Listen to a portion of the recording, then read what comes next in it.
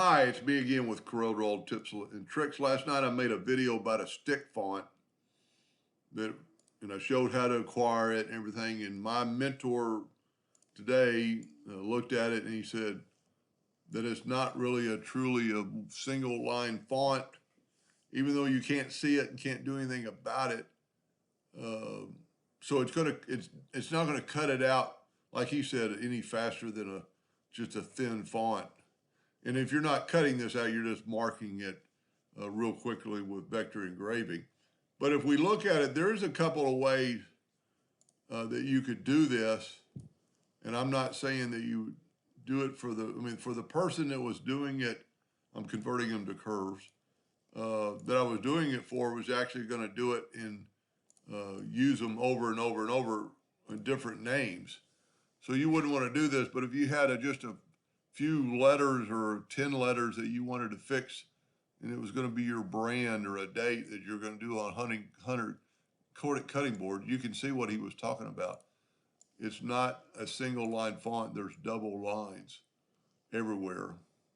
So it's going to run and cut that line, or it's going to vector engrave that line twice and that line twice.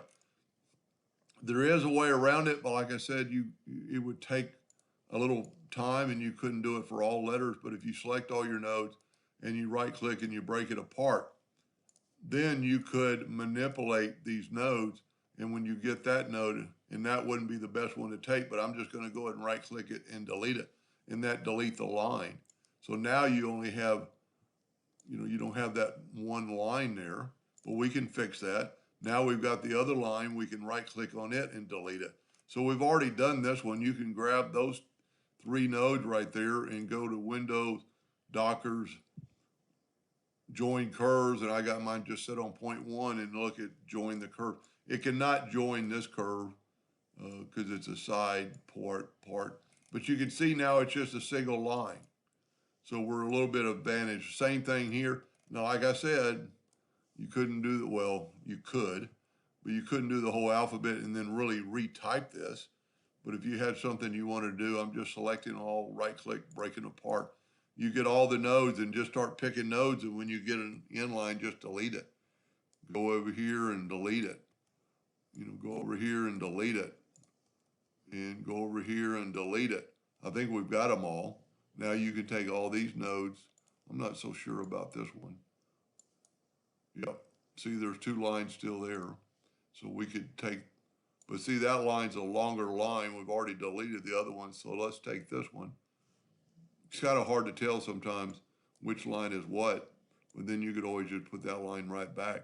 Now, in most of these, you could grab them all and join the curves again, but it's not going to, Corel will not let you join a flat, blunt curve like that. It's only on 2 lines. But this is the same thing. It's just got some double lines, but you can do the same thing, and this is probably maybe the hardest one. Break it apart and then just start taking these lines. This might be the easiest one.